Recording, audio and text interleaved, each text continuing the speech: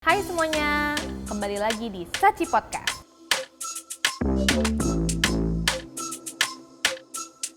Aku Farah, dan hari ini aku akan ditemenin sama Bapak Guru Financial Literacy Home Credit Indonesia, Pak Ali Hufron. Halo Pak. Halo semuanya, apa kabar? Saya Ali Hufron dari tim External Affair, dan hari ini saya akan mau sharing tentang tabungan dan proteksi. Semoga ini bermanfaat buat kalian semuanya. Ya, apalagi lagi pandemi gini ya kan, kita banyak pasti. deg-degan. Sangat.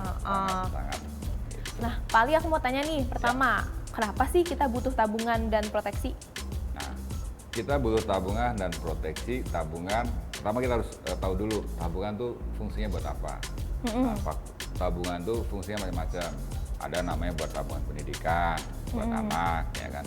Ada tabungan buat hari tua nanti. Ada tabungan buat untuk kita punya tujuan keuangan tertentu. Jadi banyak fungsinya. Kalau misalnya buat tabungan pendidikan buat anak, berarti ya harus kita siapin ketika mungkin kalian yang sudah lagi mengandung nih, mengandung bayi, mulailah dari sekarang dipersiapkan tabungan pendidikannya. Karena nanti begitu nanti anak sudah besar, sudah harus sekolah, kalian sudah punya tabungan untuk membiayai sekolah anak-anak kalian. Terus buat misalnya pengen punya keinginan membeli sesuatu ya, misalnya pengen jalan-jalan, mau umroh misalnya, mungkin buat yang muslim, atau yang buat yang non muslim pengen mau ke mana, Yerusalem misalnya, ya silahkan kalian tentukan sendiri berapa sih biayanya untuk ke sana. Misalnya butuh 100 juta, jadi kalian harus prepare dari sekarang. Sisihkan misalnya, saya harus menyisihkan nih 20% dari penghasilan saya setiap bulan, supaya bisa terkumpul 100 juta agar saya bisa pergi umroh atau ke Yerusalem atau kemanapun kalian tentukan tujuan keuangan kalian. Nah setelah itu baru misalnya gini, 20% kita sisihkan, nanti butuh waktu berapa lama? Saya butuh waktu mungkin sekitar 2 tahun, ya nggak apa-apa. Artinya nanti 2 tahun ke depan kalian baru bisa terrealisasi tujuan keuangan kalian. Terus setelah itu bagaimana nanti dengan nasib kalian setelah nggak bekerja ketika pensiun? Nah, apakah kalian sudah menyiapkan program pensiun hari tuanya belum? Nah pasti belum kan, karena kalian masih muda ya kan, dan kalian apalagi swasta kan nggak ditanggung oleh pemerintah untuk program pensiunnya. Jadi kalian harus kreatif memprovide diri sendiri untuk program pensiun di hari tua kalian. Terus gimana caranya? Ya kalian harus menabung dari sekarang. Jadi sisihkan uang penghasilan kalian untuk misalnya program hari tua kalian. Atau kalau saya nabung, nanti diambil terus misalnya. Ya sudah, kalau gitu belilah produk dana pensiun yang dijual oleh lembaga jasa keuangan, misalnya seperti di perbankan atau di perusahaan asuransi jiwa. Mereka biasanya menjual produk-produk program dana pensiun. Kalian bisa beli di sana program-programnya. Nah nanti untuk besarnya setiap bulan kalian harus mengiur, nanti tergantung kalian sendiri. Biasanya mereka menawarkan minimal iuran bulanannya 100.000. Nah kalian mau setiap bulan juga silahkan. Mau kalian tentukan 2 juta sebulan, silahkan. Semakin besar tentu akan semakin baik buat masa depan kalian. Tetapi ingat, kalian menentukan iuran itu jangan nanti sisa untuk biaya hidup kalian tuh pas-pasan, jangan juga. Jangan sampai nanti kalian susah sendiri gara-gara untuk persiapan masa depan kalian. Nah Pak Ali, kalau misalnya kita lagi ngelihat ke bank atau ngelihat yang biasa kan ada stand-stand yang di mall itu, kan tabungan tuh kayak banyak tipenya gitu ya, banyak jenisnya ya. Itu ada apa aja ya? Kalau tabungan tuh macam-macam. Ada tabungan pendidikan buat anak, ada tabungan investasi, ada tabungan buat hari tua. Jadi semua ini penting. Untuk tabungan buat anak, mungkin bagi kalian yang sudah berkeluarga nih, sudah punya anak, lebih baik beli produk tabungan buat anak dari sekarang, supaya nanti ketika anak sudah masuk sekolah, kalian nggak perlu lagi pusing cari uang untuk biaya sekolah anak yang baru masuk. Nah begitu juga nanti buat tabungan pensiun. Ketika nanti kalian sudah nggak produktif, sudah nggak bekerja lagi, karena udah faktor usia, kalian sudah punya tabungan buat di masa-masa tua kalian. Jadi tabungan itu sangat penting dan kalian boleh memilikinya. Gitu. Nah, kalau misalnya nih, tadi kan tabungan banyak jenisnya. Terus proteksi juga tadi Pak Ali sempat ngomong kayak harta benda, ada juga jiwa kita. Nah, kalau proteksi itu ada apa aja ya yang inti-intinya? Kalau proteksi macam-macam, ada asuransi jiwa. Asuransi jiwa biasanya itu untuk menghindari risiko kerugian keuangan. Jadi kalau misalnya salah satu keluarga kita yang meninggal dan menjadi tulang punggung keluarga, dan nanti pihak asuransi lah yang akan memberikan uang pertanggungan sesuai dengan kesepakatan di dalam polis. Nah, untuk asuransi yang lain misalnya kayak kesehatan. Nah, kalau kesehatan juga penting. Jadi kalian tinggal membayar sejumlah premi.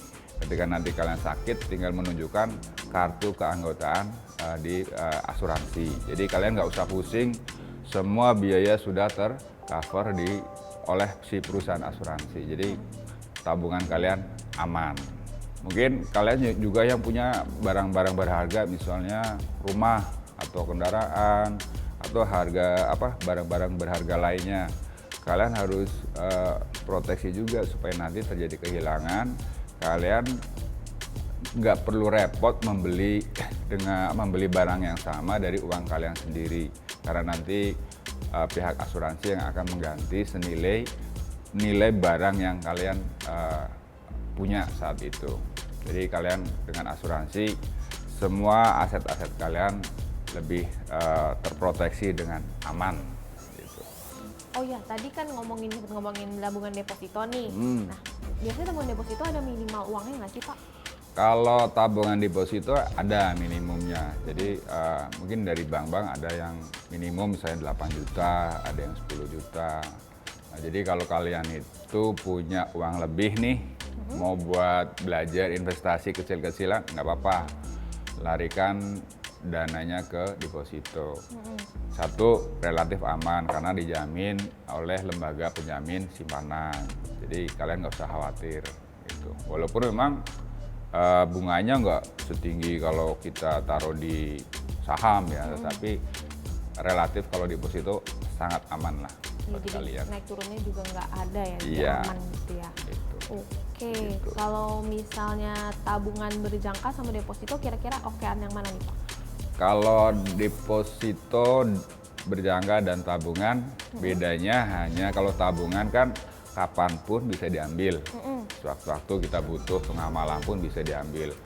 Kalau deposito nggak bisa, dia ada jangka waktu tertentu, misalnya seminggu, jangka waktu sebulan, 3 bulan, 6 bulan.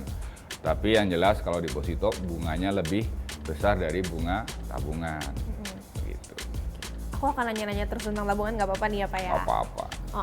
Kalau misalnya tadi juga nyempet ngomongin tentang tabungan anak nih, kan saya sebenarnya belum, buat orang-orang yang single, belum nikah, itu penting nggak tabungan anak sebenarnya? Kalau yang single penting tabungan itu karena gini, kayak COVID sekarang nih ya, orang nggak nyangka COVID ini dampak ekonominya luar biasa ke semua sektor.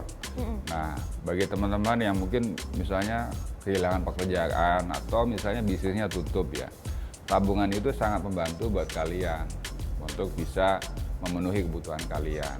Jadi tabungan itu mau itu single maupun masih udah berkeluarga tetap sangat penting karena untuk bisa dijadikan sebagai dana darurat juga. Jika kalian butuh di saat sudah nggak punya penghasilan, kalian bisa gunakan itu untuk memenuhi kebutuhan kalian. Gitu. Kalau misalnya nih tabungan pensiun itu gimana biasa? Ada nggak sih tempat-tempat yang ngasih khusus tabungan pensiun gitu atau program-program khusus pensiun tuh ada nggak sih Pak? Jadi sekarang banyak lembaga-lembaga jasa keuangan yang menyediakan produk-produk dana pensiun. Misalnya biasanya perusahaan asuransi, perbankan, mereka menyediakan produk dana pensiun lembaga keuangan buat individu maupun corporate. Nah, kalian bisa mulai dari sekarang ya, mumpung usianya masih muda, masih produktif, kalian bisa menyisihkan sebagian penghasilan kalian. Tentukan aja. Soalnya kalau di DPLK biasanya mereka menetapkan iuran minimum ada yang 100.000, ada yang 500.000. Nah, kalau misalnya kalian bisa, oh saya pengen setiap bulan itu saya sisihkan buat pensiun saya 1 juta, silahkan. Dan kelebihan pensiun itu ya, kalau misalnya kalian ikut beli produk dana pensiun, itu bisa dijadikan sebagai pengurang objek pajak, karena itu sesuai dengan peraturan pemerintah. Nah, keuntungannya di situ.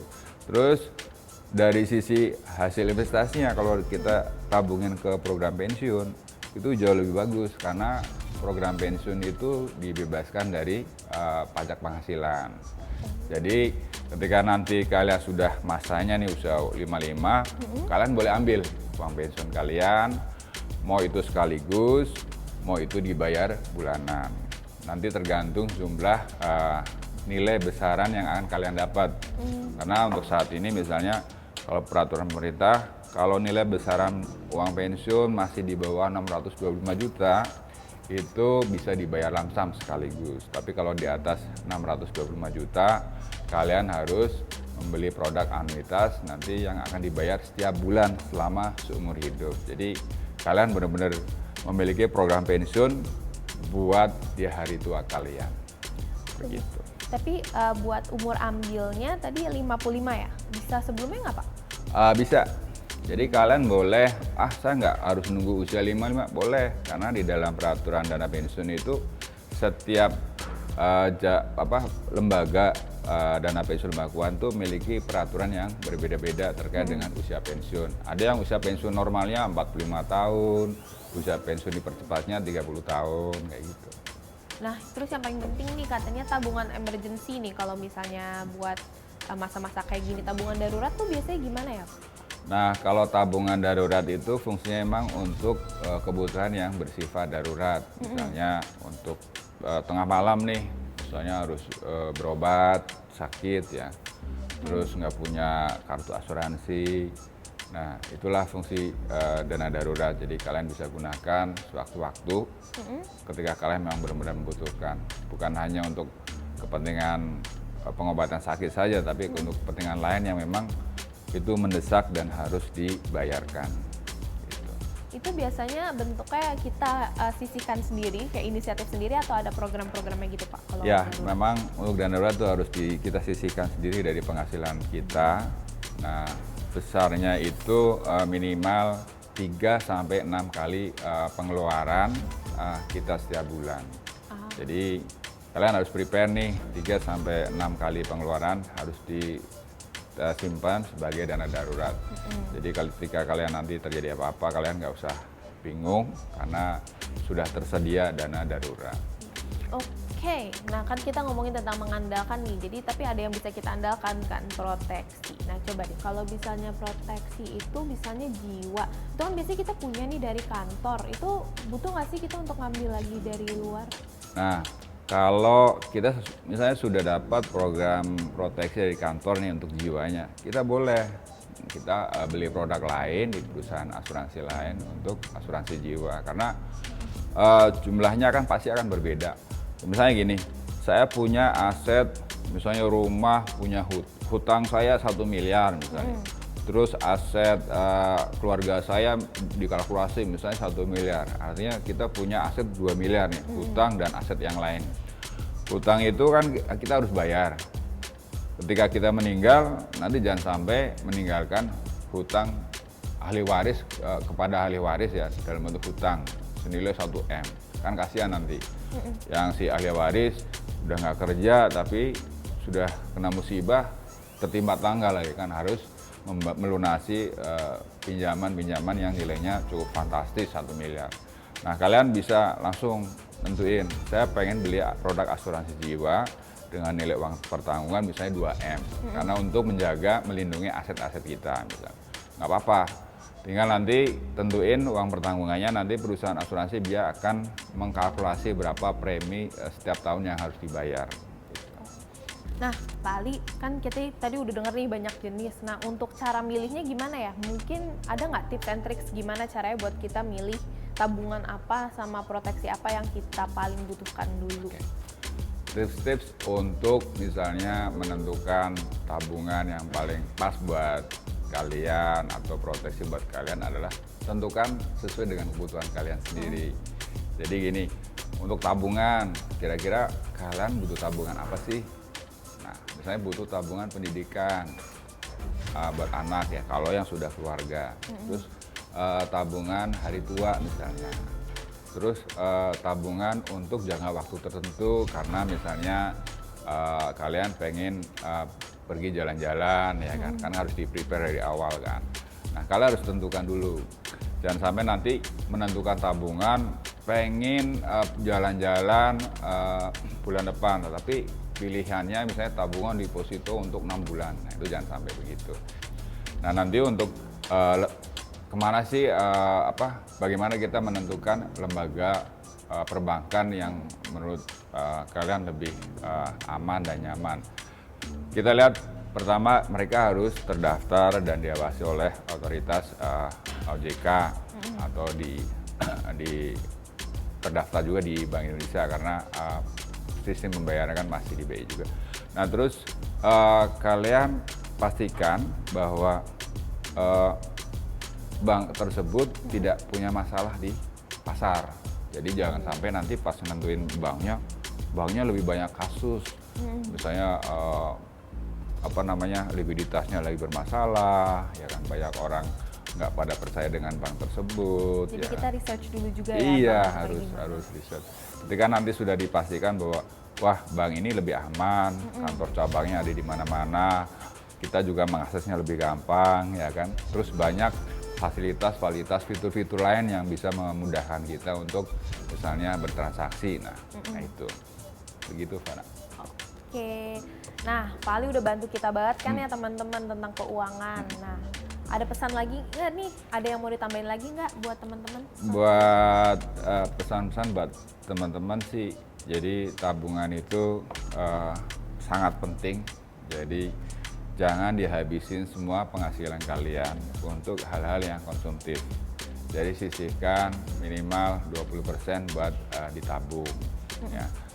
Terus kalau memang mengurangi hangout ya kurangilah, nggak apa-apa. Mungkin seminggu ya cukup sekali, nggak harus seminggu 3 kali. Paling nggak itu bisa menghemat dan bisa disisihkan untuk ditabung uangnya. Bisa mulai latihan nih, lagi social distancing juga kan? Betul kan. Dan toh kita bisa kan di saat kondisi COVID kayak gini, kita nggak bisa kemana-mana, akhirnya banyak penghematan, akhirnya uang kita yang di tabungan itu akan jadi tambah banyak karena pengeluaran kita nggak sebanyak ketika masih sebelum COVID-19. Nah, ini perlu dipelihara terus, artinya diimplementasi meskipun nanti menghadapi new normal ya, kalian mulai aktivitas kerja. Nah, ini bisa dipraktekkan aja karena manfaatnya apa? Uang tabungan kita tuh nggak terasa, ternyata jumlahnya lumayan.